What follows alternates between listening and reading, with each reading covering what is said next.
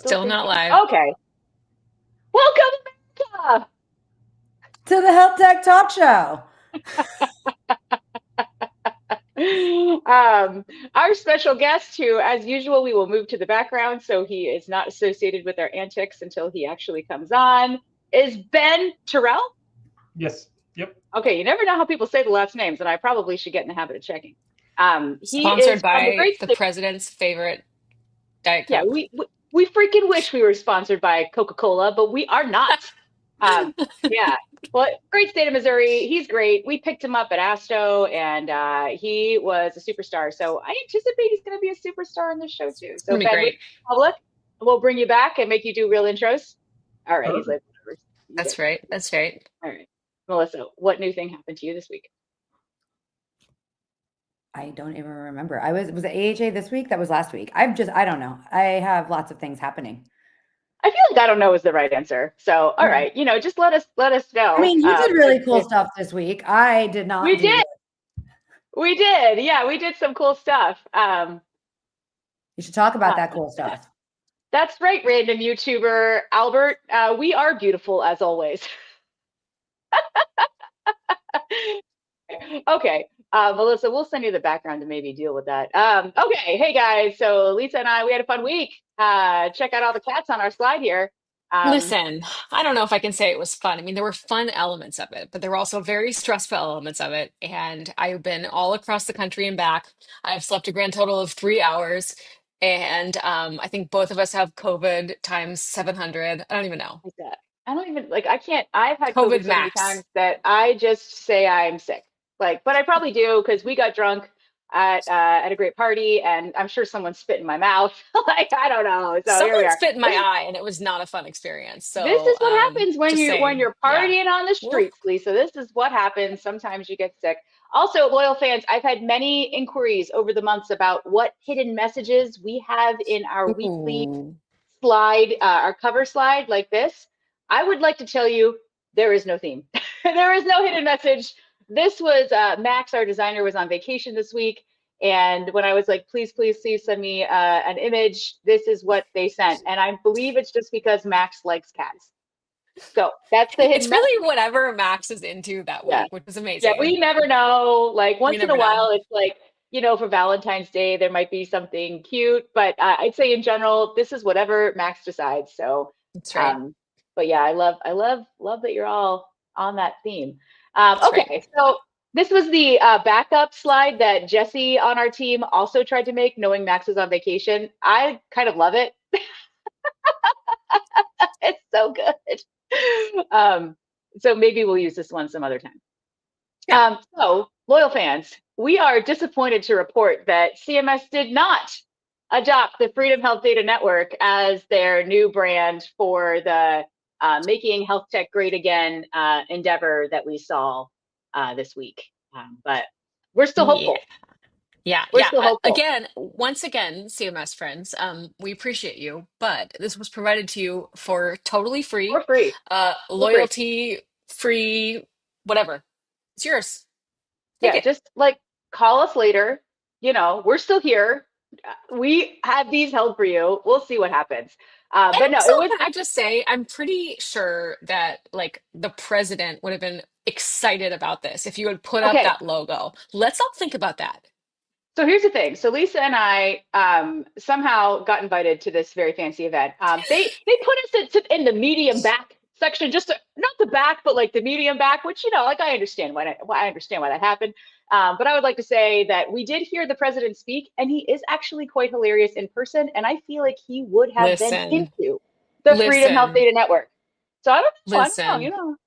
I mean, I'll have to say, like, I'm pretty sure everyone knows I'm not like the biggest fan of President Trump's. That dude's funny. I'm sorry. I hate to say it. Like, does a lot of things I do not agree with, like hard do not agree with. For better, for worse, this person had a few laughs that were genuine because he made yeah, jokes about medical records and interoperability, and I was like, "Am I here? that's hard to do. Is this Like real? it's hard to do. What's Yeah, happening?" yeah. So He I don't would have know. It he was would have weird. loved he would have loved the Freedom Health Data Network. Just saying. Yeah.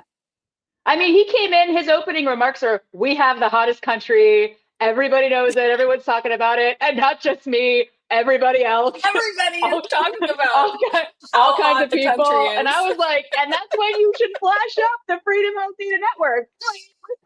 Seriously, like that would have killed. I mean, Oh, honestly, man. if you just Yeah. optimize things towards like, are they going to be hilarious and amazing? That would have been hilarious and amazing. Oh Yeah. my God. Yeah. What a missed Anyway. opportunity. No offense, everyone, but like that would have been incredible. You can't win everything is all I got to Mm-mm. say about that. I had a boss who told me that once. But, That's right. like just call us. This is a picture of me and Lisa trying to point to G-Dub in the background, but just looking like schmucks instead. But I feel like it was a great photo. It's a real What thing. else we got here? So there's some really exciting things that happen. Obviously, this is us taking pictures from the middle back, trying to make it look like we were closer than we were. Zoom enhance. Yeah. But here's a great picture from the internet with Amy Gleason, who basically was a star of the show here. Like, I know we got Yeah. these guys up here talking, but this was Amy's initiative. And I actually think it's super awesome. So we're going to talk about that because I'm sure Lisa actually remembers what was going on. And it's going to be great. And also, Lisa's actual company, which I now know about, and I know what they do because Lisa's my friend, Innovacer, was one of the pledgers and got this amazing photograph with all the That's fancy right. people. That's Lisa, right. tell us more. Oh man, I mean, wow, this all came together at very last minute. You may have something coming up in the slides about the weird commentary online about it, but the bottom line is that like CMS has a voluntary interoperability pledge that is about creating and supporting CMS aligned networks and a whole bunch of other parties, EHRs, patient-facing apps, the list goes on. Right. And again, people who have been in interoperability for long, like, we've done this before. Correct. And like, it doesn't mean it's a bad thing, right? CMS's power is certainly regulatory, but also just like any part of the government, the power to convene, the power to say, like, hey, industry, you should do this. And also a little bit of like, you should do this or we will regulate you. And I know Kat's a fan of like, let's all do it voluntarily or else we're going to get Self-police. regulated. And that's what's happening Self-police. here. Is it revolutionary? Is it the first time anyone's ever thought of this? No, but it's a really credible effort, and I totally appreciate them trying very hard. And that's what happened this weekend and on Wednesday, right? They said, like, here's a pledge, voluntary pledge, be the first to pledge, help us make this happen, be part of the early adopters.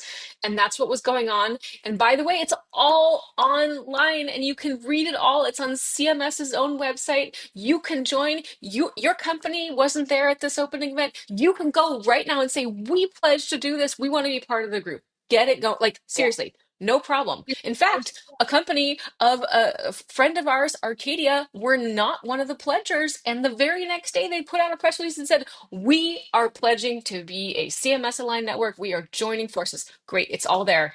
It's open for you. It is not a secret. It is on their website. You can do it too. Yeah. You Get too involved. can You do the too. thing. Also, can That's I right. say, I love a photo with an American flag. Oh my God.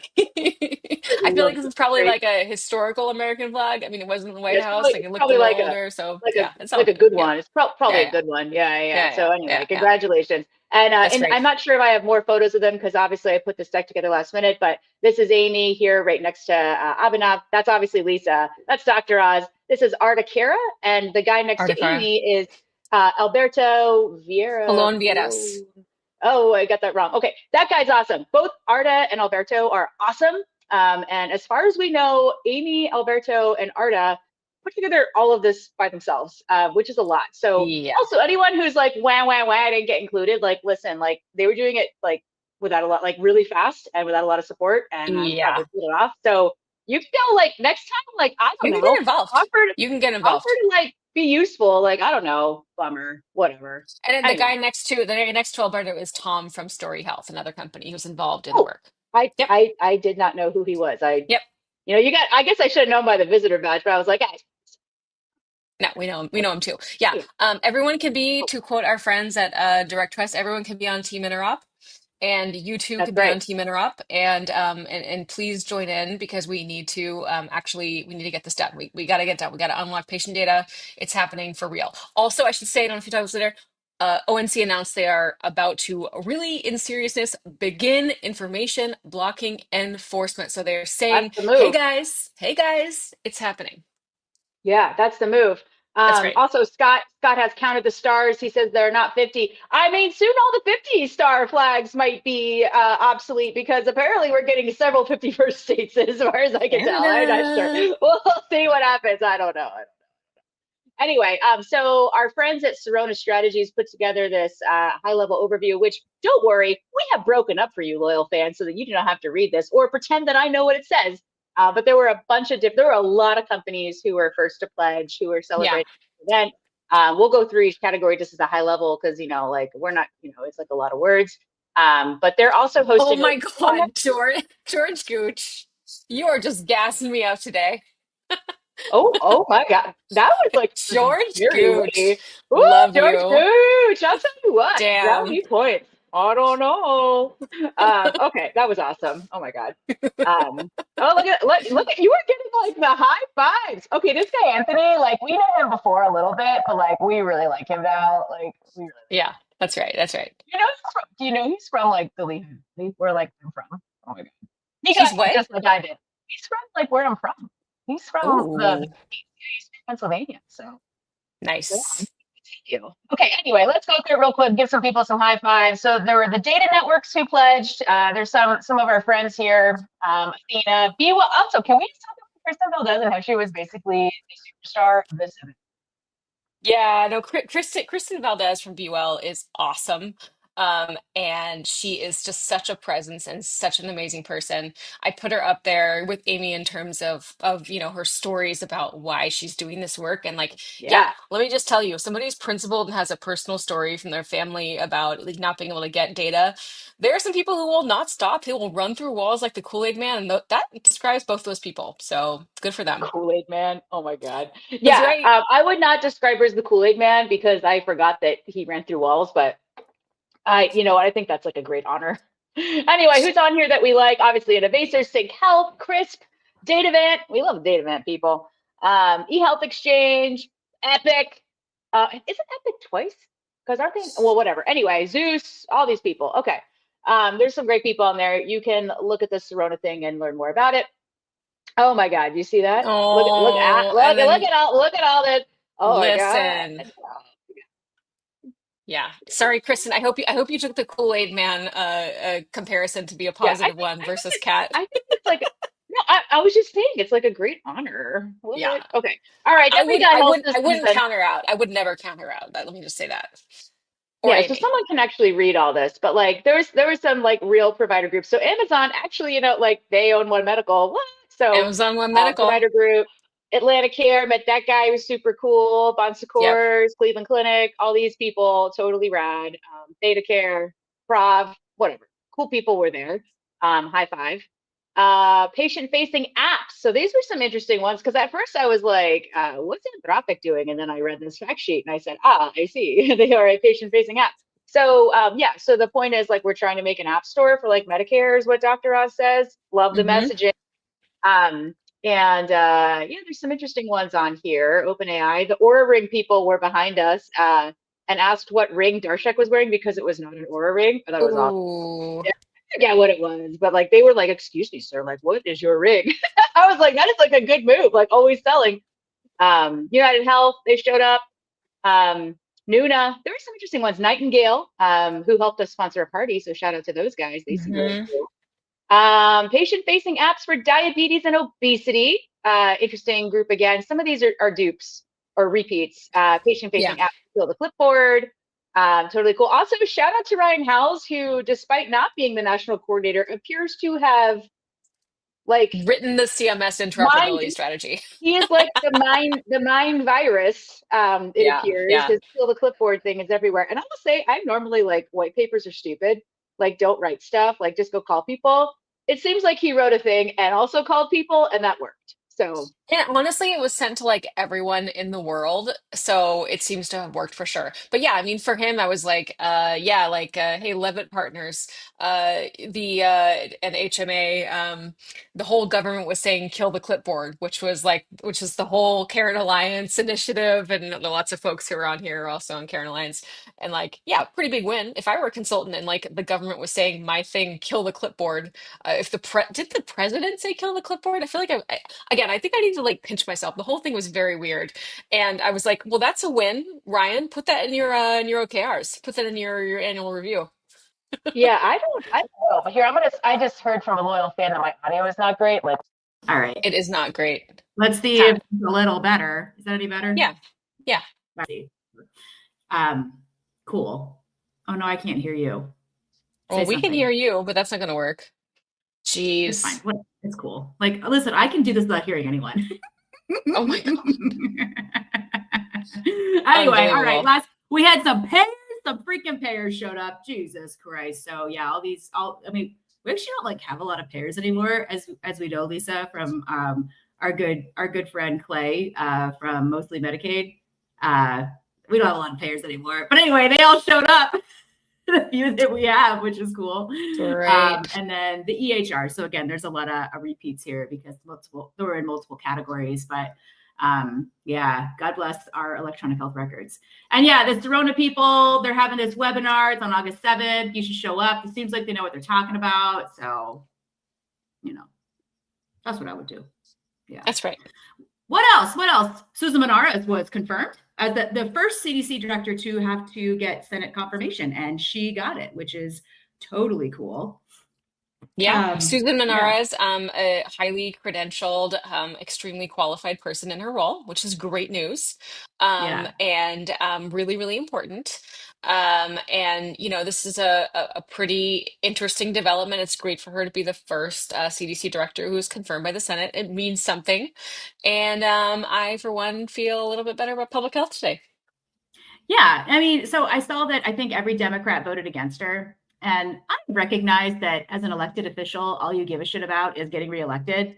But also, like, I don't feel like that was like particularly necessary. Like, I don't know. Do you remember the guy that they were gonna push through? Like, do you remember that guy? Like, I don't know. Like, also, are you actually going to get someone more reasonable than Susan right now? No. Or do you want, no director? Because last time I checked, like, there was like a lawyer who was running CDC up until like yesterday. And completely unqualified, like not from healthcare or public health lawyer. Because y'all, that would be like if I was running the CDC. Yeah. Like consultants and lawyers, we do not do science, y'all. Yeah. Like, I don't know. So this is great. I don't pretend to understand political strategy. I really don't. But I would think you'd want to vote yes for anyone who was actually qualified for the job. But I don't know. Whatever. Yeah, I mean, whatever. Also, whatever. I know people have been like, oh, what? She's like from the government. Well, I recently learned some stuff about the government, Lisa, and like it seems like regular people like me who are used to being awesome at getting stuff done do not get stuff done in the government. Rough. It's rough. Maybe it's good we know someone who knows how to do stuff. Yeah, George Gooch, lawyers and consultants. I know firsthand we're the worst. So yeah, that's what I'm talking about. Oh my God. And then our friends at ASTP/ONC, they keep using them together. So I don't know if they just want to keep the option. I thought they were getting rid of ASTP. Is that still happening? All I can say is if they are getting rid of ASTP, can we please keep the logo? Because I love an eagle. Yeah, the logo's great. Like, what? Yeah. Logo's great. In fact, since we know that some of our loyal fans happen to be from ASTP ONC, just like drop us a message. Let us know. Should we keep saying that? Or are you like, no, like stop saying that? Yeah, whatever. Just let us know. Move. But we love the logo. Keep the logo. Yeah, keep the logo for sure. Yeah. That would be great. That would be awesome. So yeah, this dropped. Obviously, I didn't read it. And I did call Alia Suleiman from Datavant. And I was like, can you please write a post so that we could just read it on our talk show? And she said, it is so long, I have not yet gotten through it. Because some people, unlike me, actually seem to read these things. I don't know. It's so confusing. But yeah, so Lisa, tell us more. I do have, Brendan did write a little thing in there that it looks like he wrote it like 3 a.m. Pacific time because they think he's like a new dad again, which seems like the right move. Yeah. But what do you think here? Yeah, I mean so first of all, I was having like a funny like texting thread with our friend Kristen from Serona Strategies, and she was like, I don't think that HTI-4 is coming out because it wasn't on the OMB list. And I was like, you never know, girl, like anything could happen. And then of I don't course it got know. finalized within an existing rule. So I guess we were both Yeah. right. Well, that's You know, what, so, oh, I actually didn't copy the part of his post that I thought was hilarious and like unhinged parent not sleeping, which for Brendan is like me being unhinged on LinkedIn is like 400 times worse than Brendan ever is. But it said something like it's basically criminal that they snuck this in a rule and like so I fast and don't like, know about I'm that. tired. This baby doesn't sleep is all I could imagine. No, Um, it isn't very extreme. It's a lot of important stuff about electronic prior authorization, for example, and prescription drug stuff. I don't think it's crazy. Obviously, I also haven't reviewed the whole thing, but the little I have reviewed, I reviewed their fact sheet, and that's what it's about. So it aligns with the IPPS final rule, which is the inpatient prospective payment system, one of the many big payment system rule updates they do every year. Yeah, I did CMS. log into the webinar that they had, but then I saw that two of my team members were on there, including Melissa, and I was like, You're like, I'll I'm tell you out. what they said. So That's looking right. forward to that. I don't know, but this is great. Maybe if Alia writes her thing, we'll have her on because she's like a lawyer and like knows stuff. So Cool. yeah. What else? Stefan told us there's a boot camp. Yep. Yep. What? That's right. So I don't know, Lisa, are they going to let us in? Are they going to invite us? Do you think they're going to invite us to do a talk show there? Well, I have already applied, as has my team. I also, I think our friend Stefan here knows how to reach us if he wants to bring the talk show to the boot Yeah. camp. Listen, Stefan, I only stay at IHG Properties, and I'm sure the federal government will fund that as well as a first class ticket on Delta. Thank you, sir. I don't know. It'll be worth it. Amazing. All right, but for real, I think companies that care about this stuff, like if you're at all concerned with information blocking, if you have things to say or whatever, if you have opinions, you should probably sign up for this and go. I think it'll be Well, just to fun. be I don't clear, this is know. an application because they don't have enough space for everyone in the world, but you should apply if you do work in this area. Oh, the And you know FOMO? The what? FOMO is the right Yeah, move. the Mm. FOMO, but at the same time, like again, there's a lot of bad faith commentary about this whole event in DC and the CMS interop stuff. Like, listen, if you work in this field for real, you would be following these people and be involved in their work. Hopefully you responded to the CMS Health Technology Ecosystem RFI because that is how the government is getting information. And by the way, that's public, right? It's public, it's linked on their website. The comments are also open. That part is not happening in secret. You just have to be involved in the work. No one's gonna necessarily send you a personal invitation, but if you want to do this, you have to get involved. Here you go, get involved. Yeah. You know who we should ask? Hey, Melissa, anything good happened in that webinar? No, So, I don't want to. Why are you doing that to her? Why That's so doing mean. insurance? what? That's so mean. Listen, So someone mean. has to know. Like, Jesus come on. Christ. It was kind of. It didn't really give any much information. I feel like it could have been a little bit more so, but there was more to come. That's basically what it was. It was only 30 minutes long in order for them to like really talk on topic. So it was a really brief description. Oh, and they said there's something else coming, right? Like some sort of. There's more information coming out soon within the very near future. They're doing stuff. Yeah. They're doing They're stuff. getting stuff done. That's Anthony, right. are See you you going? there, Anthony. Are you going to boot camp? Is that what's happening? I'm not going That's to right. boot camp. That's right. Nope. Well, I mean, I will if they invite me. And if they put you in IHG. Yeah. Verbally the The Willard. government is not putting Cat up in an IHG property, 5-star IHG property. That's not happening. You That is never not know. It could happen. happening. You never know. I am important. I'm here to for it. approximately 12 people. Anyway. Wow. 26 Okay, so now. six people? 26 right now. Oh wow! Hello, loyal fans. The Willard is my favorite hotel. Just for future reference, I think one of our loyal fans watching right now, his favorite hotel his favorite brand is also IHG. Just saying, and maybe the Willard. Amazing. I don't know. Maybe I saw him eating lunch Amazing. there. We'll see. I don't know. Okay, thanks, Melissa. Okay. Well, we'll see. We'll see if they let him in. I don't know. We'll see. Whatever. Okay. All right, let Anthony in. What the hell else is going on here? Oh my God. Okay, it was kind of like a wild week, but like, I don't know. Oh yeah. So in closing, oh shit. You know what, Lisa? We have to read What? text from Pooja because she's not here. Hold on, loyal Oh, fans. no. Sorry, we have had a rough week. Okay, so I think we posted something about this, how we might read it or might not, and then Pooja. Hold on, Pooja Babra, who's at NCPDP. She said, well, first she was like, I can't make it. I'm going to be on a ferry. I don't know, Pooja. I think they got the Wi-Fi on those things these days. So I don't know. But she says, and I did actually see this in Brendan's post, which I cut off because, I didn't have a lot of time. She says, just FYI, they are going to have certification for NCPDP standards for EPA and real-time benefit check for prescriptions. Clapping emoji. So yay. Yeah. Exciting stuff. And then so I was like, I don't even know what you're talking about. And this is important because of my recent experience. Of course, it's all about me. Basically, like when I got prescribed a really expensive pharmaceutical drug for my dumb dry eyes, and I got tossed around between providers and pharmacies and PBMs and everything else, right? Like having these standards and having them be adopted around real-time benefit check, around electronic prior authorization, like this is part of the puzzle of finally making interoperability work for actual patients at the point of care. So it's really important. And, I'm excited to see some progress there. Let's see how it goes. As everyone knows, implementation is harder than writing policy. Yeah. I mean, that's what you tell me. No, it's actually true. Like implementation It's totally true. matters. It's real true. It's real it's true. like true. Yeah. Yeah. But again, like, I mean, last time I Good checked, the progress. government was like all about, like they were like actually public servants and we're like the public. So I think if y'all have feelings, you should like be Get part of involved. it, be part of the solution. I know there were some real dicks who like posted some nasty shit on LinkedIn about all this stuff. Come Like, on, here's the man. thing, you could be a total dick. Like, I'm here for it. I too am a total dick. Like, that's what Yeah. happens. But Yeah. also like, just like, do you want to sit around for 4 years because you're mad, or do you want to like do something?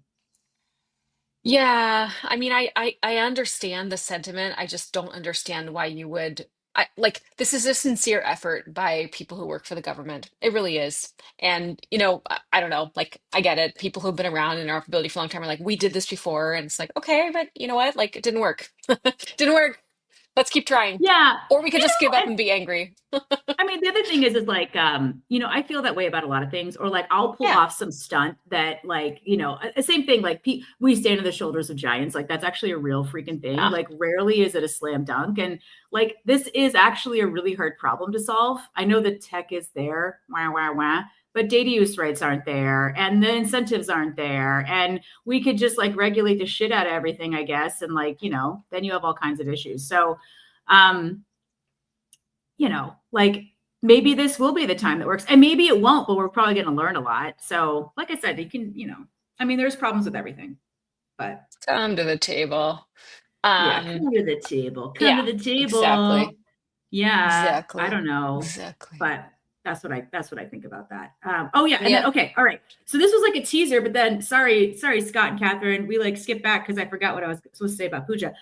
So next week is the Direct Trust Summit Conference event. Summit. What is it? Summit. I think it's Summit. Because I'm bad at copying and pasting, so I'm sure I cut off the part where it says what it actually is. But a lot of our friends are going to be there, and this is a panel that I think is going to be fun, only because Paul Wilder is my mom's favorite talk show guest. He will be there. Right. This is a debate.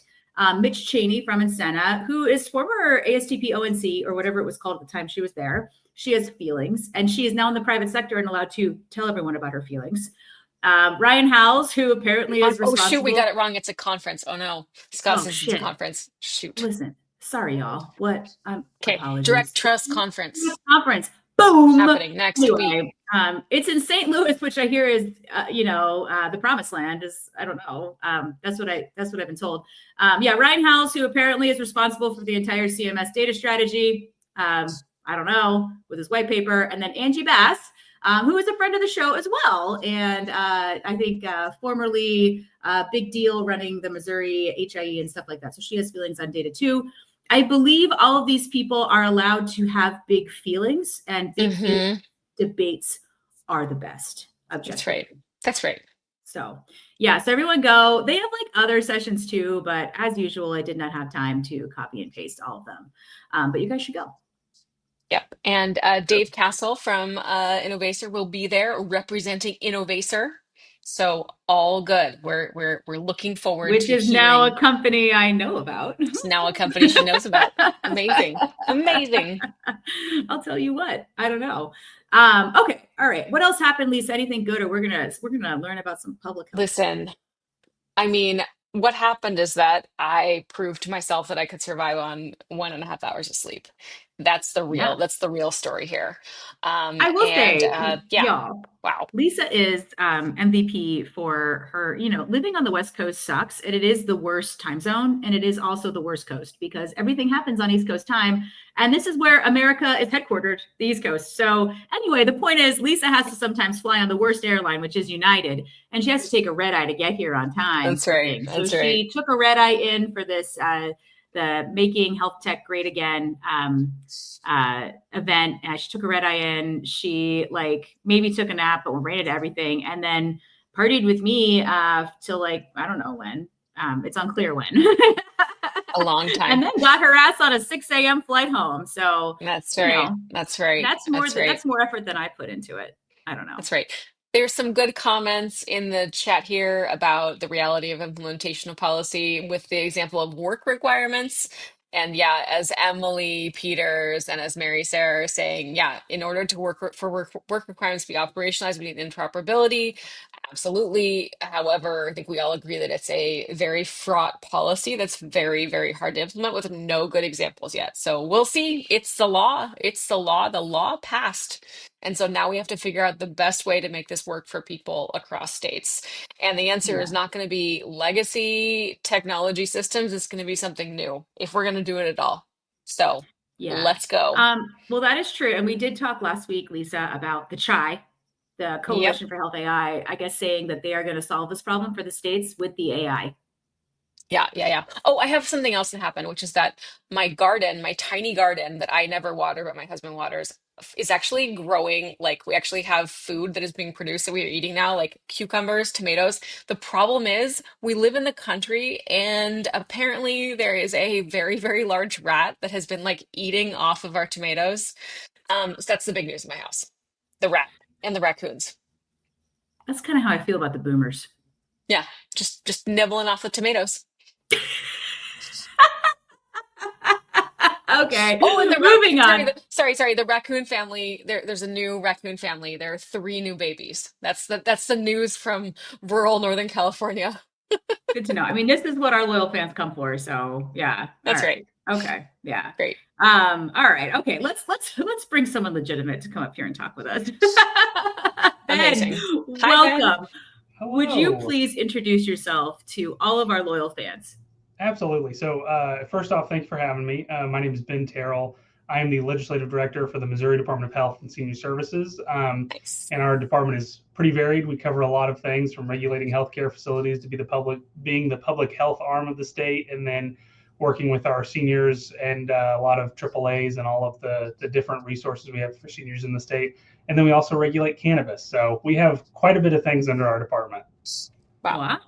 Love it. So just for context for our loyal fans, we met Ben, ASTO, which is the Association for State and Territorial Health Officials, invited me down, and I brought a bunch of my friends, one of whom was not Lisa, so weird, I know, down to do a workshop on effective communications for public health and selling public health initiatives. That's what I said, but whatever. And in this workshop, I'm up there doing stuff, and I sit down at Ben's table, and he was like, there was so much freaking energy out of this guy, all about public health initiatives in Missouri, that I was like, shut the front door, like we call my talk show. So here he is. Someone let him do it. I assume he has communications people who may or may not have actually watched the show first, but Ben, it's always so impressive. It's so impressive when someone gets to come, and we're like, all right, great, let's do it. Yeah, I know when someone gets to come. Yeah, and there's no forms to fill out. Not that we fill out forms anyway, to be clear. Ask Mickey Tripathi how that went, but no. So to be clear, this session was all about talking to public health executives on how to communicate more effectively in a really challenging funding time, how to fund and implement and get public support for different public health initiatives. And would you can you just duplicate what you did for me on site? Okay. I mean, I'll try to rewind back to then and try to duplicate it for you. Well, I think that one of the things that really jumps out to me is like one of the comments you made at the very beginning of your session that really stuck out to me was being the salesperson for public health. That is something that that is kind of a sentence that has existed in my mind for a long time that I've just mulled around over time.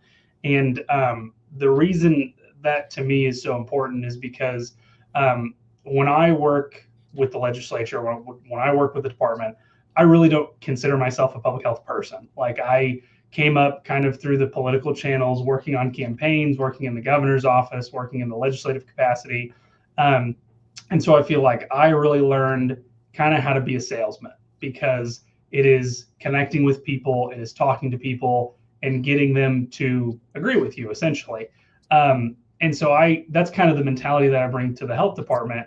And I see a lot of folks in public health who are very, very well intentioned. They're very intelligent. They know exactly what's going on. And they communicate to other people like they're public health people.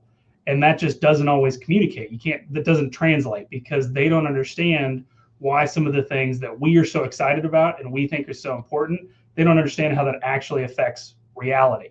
And we talk about, I kind of think about budget forms. Like budget forms is one of the big ways that we, ask for things. And asking for things is what, government agencies do all the time.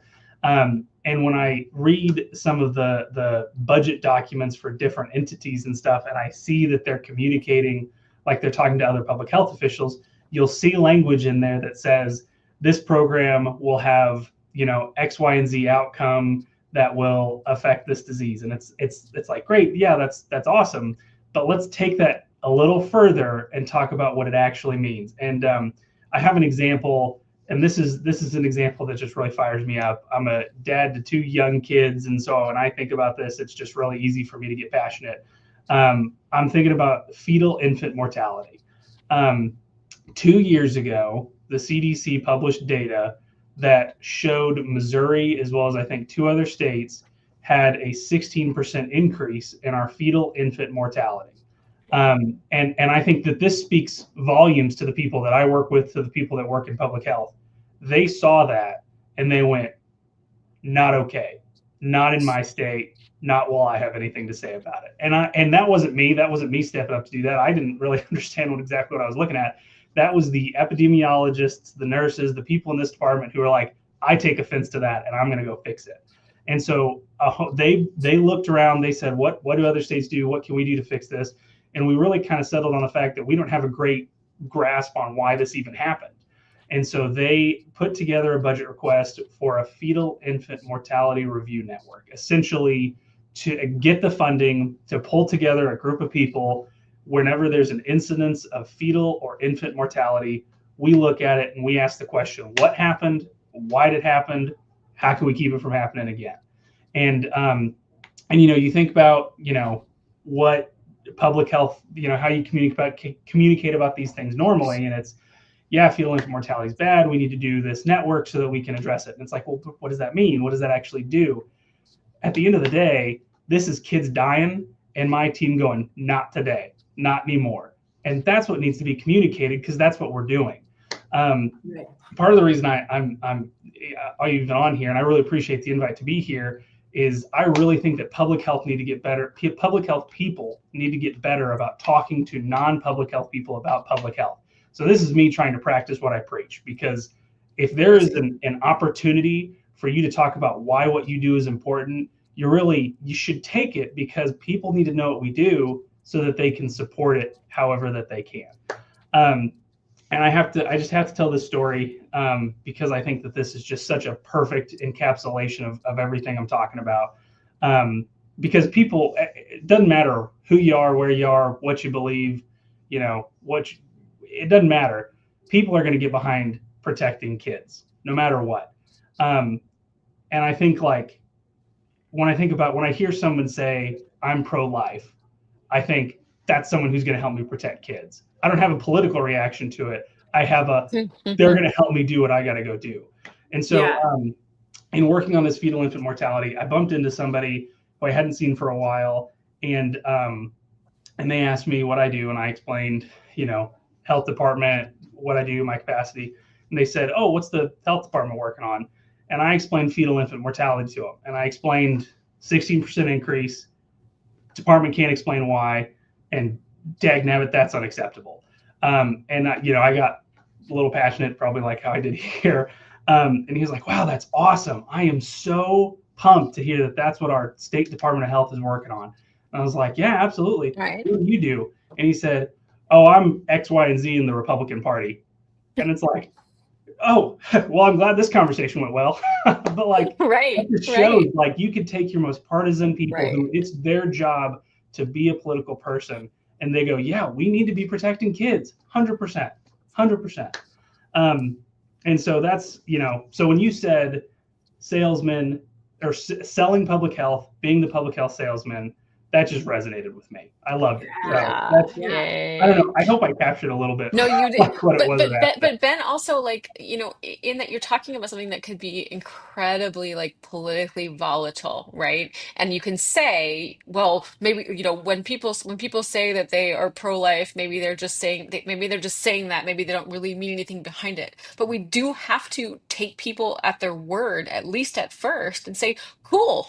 You're pro-life. Sounds like you want to help me protect like moms and babies. Like there has to be a way that you can turn that into, like, we do have to take people at their word and then come forward with a positive message to have any kind of dialogue. Because if you just say like, cool, like that's not really what you mean. You want to control people. No, you're like, great. So what we can align on is we probably all agree we want to protect moms and babies. Cool. Let's do it. 100%. And I got to say, I work in a legislative capacity, so I'm around politicians all the time. That's where the work lies. And if you set aside what you see people say about other people and what social media says about other people and all of those other things, and you just take what they say, it's a lot easier to work with them because it's actually coming from them. And on top of that, everybody that I work with, that, like, I have no doubt that the vast majority of people that I work with in my state capital, regardless of what they believe, are here to help people. And I'm someone who's here to help people. My department are people here who are here to help people. And if we all go into this meeting with that mentality, that's going to be what we talk about. And so I think about, we had a big legislative initiative, and we got Fetal Infant Mortality Review Network done. That's in the budget. We're building it. We're working on it. So awesome. To report that. Congratulations. Yeah, very excited. So once we start getting results on that, you can that'll be one of the annual reports I actually read. Really excited about it.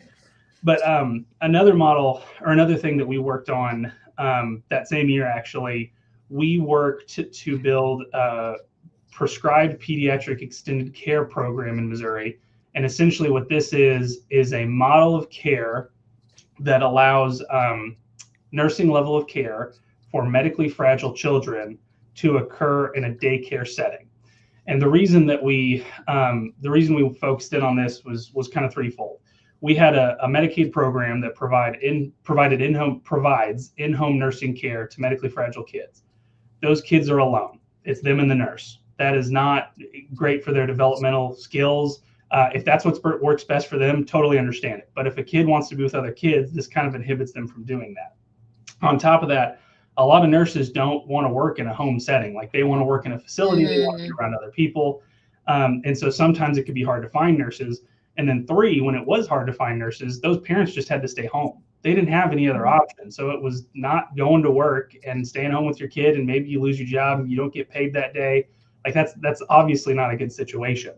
And so this model addressed all 3 of those. It let kids grow up with other kids. It let nurses be in a facility where they've got coworkers, and it let parents have a reliable place to take their children in the morning so they could actually go to work. And so you can tell I made this sales pitch a lot. And so we took that to the legislature, and that model was very well received. Like, we worked with everybody in that building on what it was, how it was going to work, and we got a ton of support on that bill.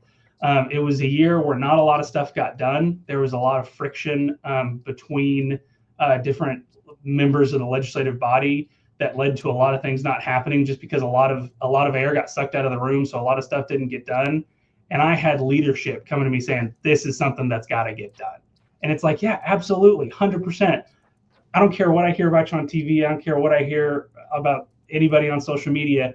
You're someone who came to me in a position of power and said, we're going to help kids. And that is awesome. So once you take the politics out of politics, it gets a lot easier to work with. No kidding. Question for you. Did you ever really frame this as a public health initiative, or was it always just about taking care of families, taking care of kids?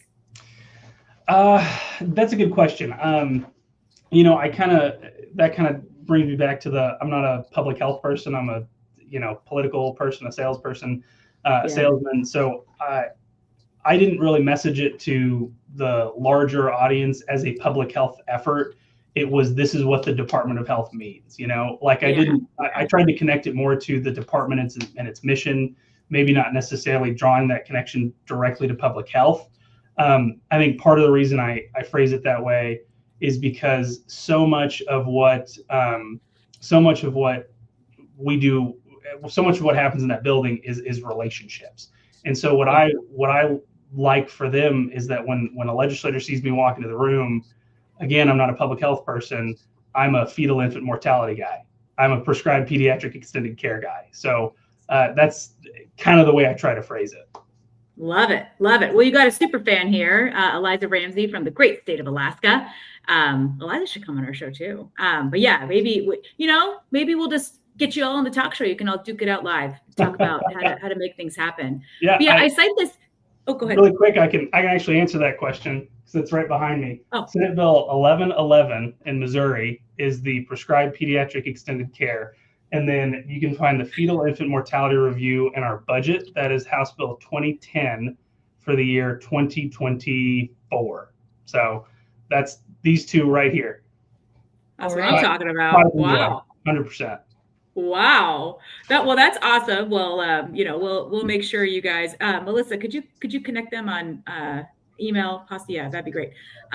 Melissa's in charge of everything. But the reason I ask about it, you mentioned public health is, right now it's like kind of a dirty word because no one knows what public health means because it's been so separated from actual healthcare, which is like the dumbest thing ever in my personal opinion.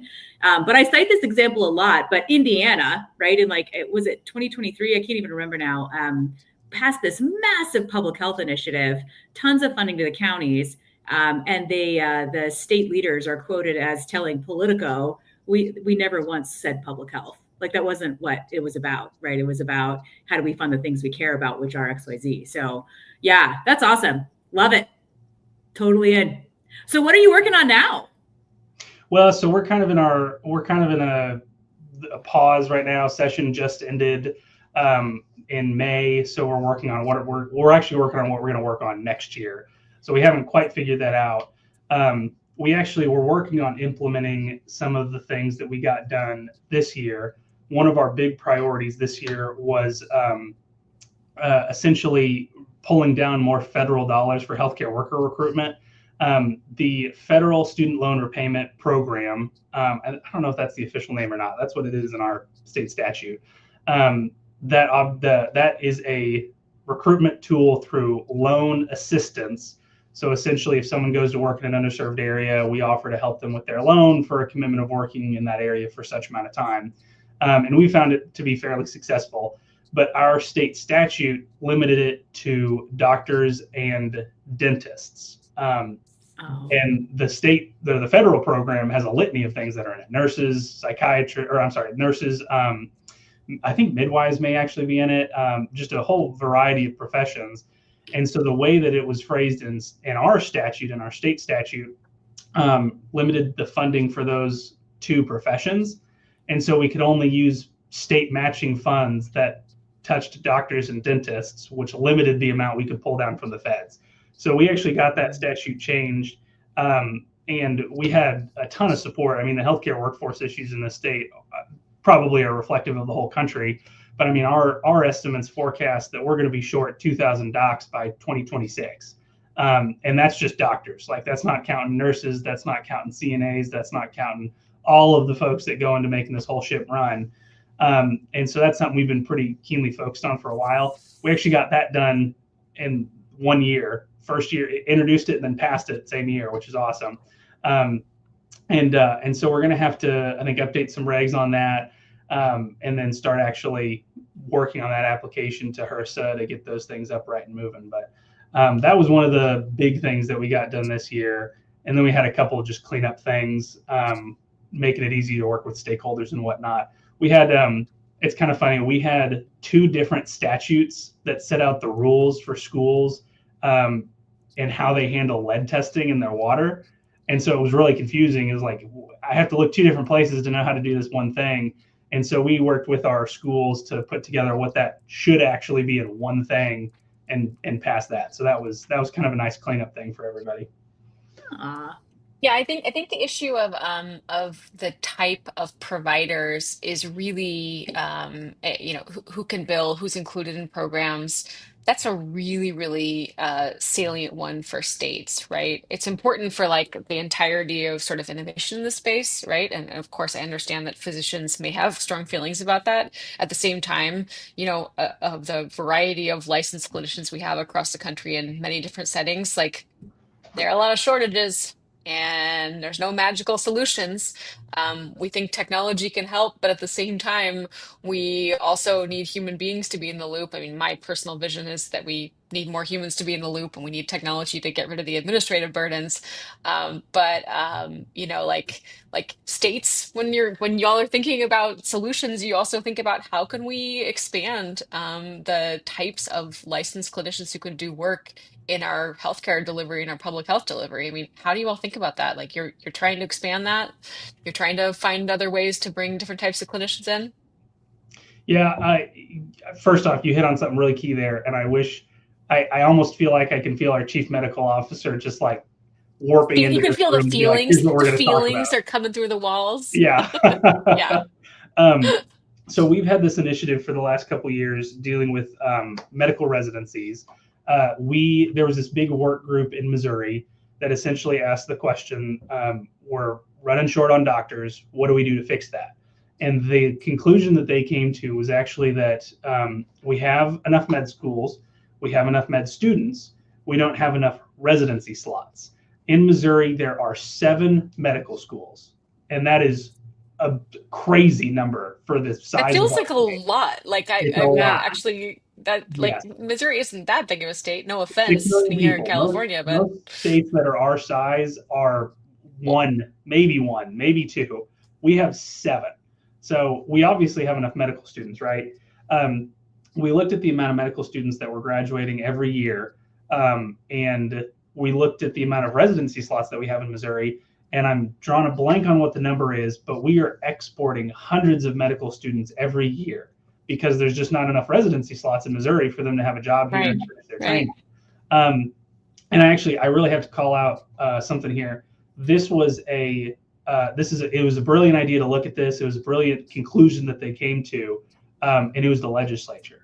They are the ones who drove this. They are the ones who helped come to this conclusion. They were the ones who wrangled the stakeholders.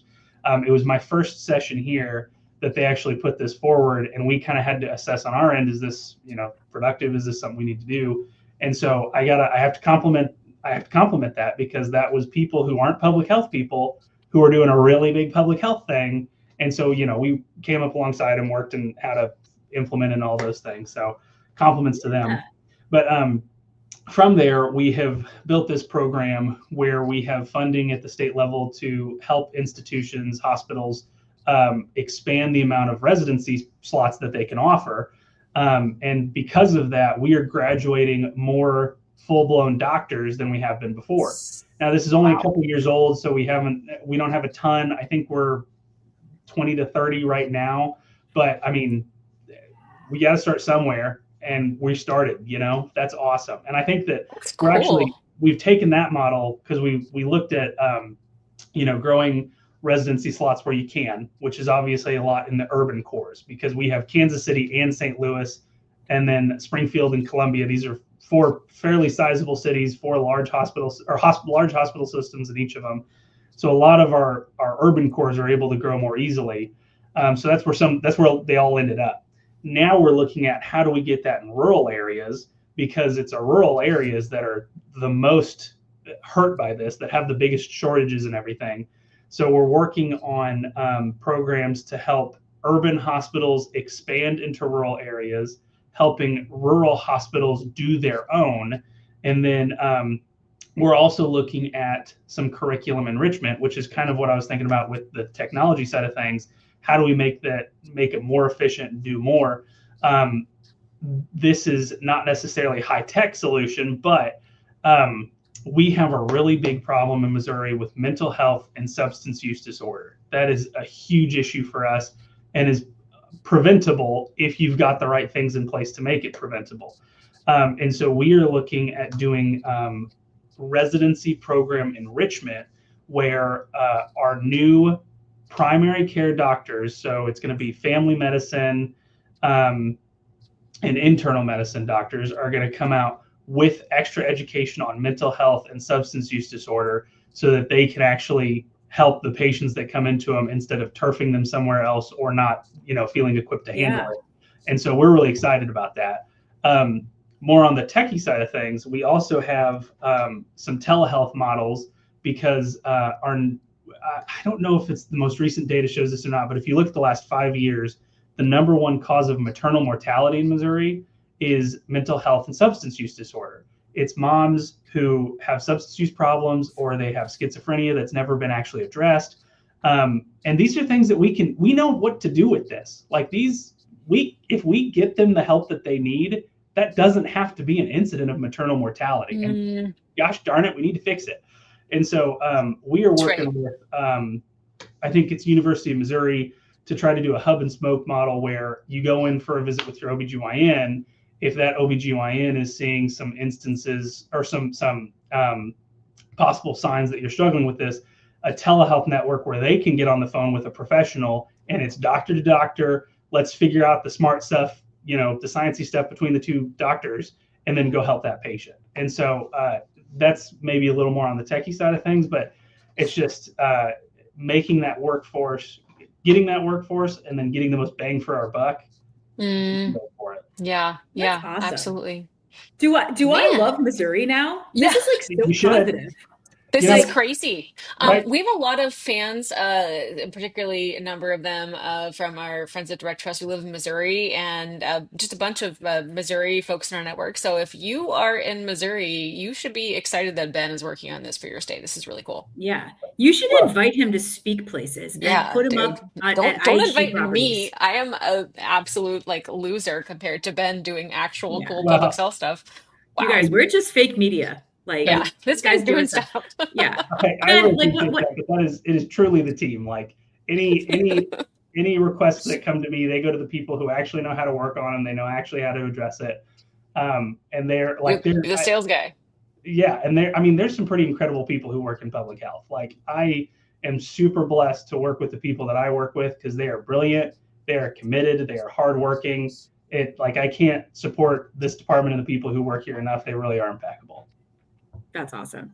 Well, Ben, we do now love Missouri. We feel like it's probably the best state for public health.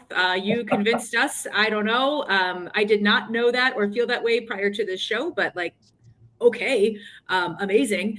We've got 2 minutes. With our last 2 minutes, what advice would you give your fellow legislative liaison people, public health friends, on how to at least start to turn the tides? I think the most basic thing I could say is just be honest. The data supports what we do. The science supports what we do. Logic supports what we do. Just go in there and have an honest communication with someone and tell them why what you think you're doing is important and why you need their help. And, 9 times out of 10, you're going to be on the same page. There may be other priorities. It may, you may be competing for other things, but you just got to be honest and tell them why helping people is important and how this does help people. I love that. And Ben, you have just been invited to speak on a panel in St. Louis Melissa, could Next you week. connect Ben?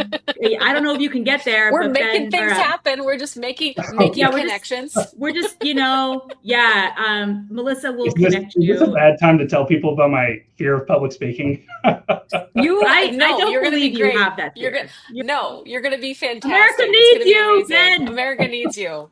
Just remember that. Put a picture of the Freedom Health Data Network up and just like, you're good.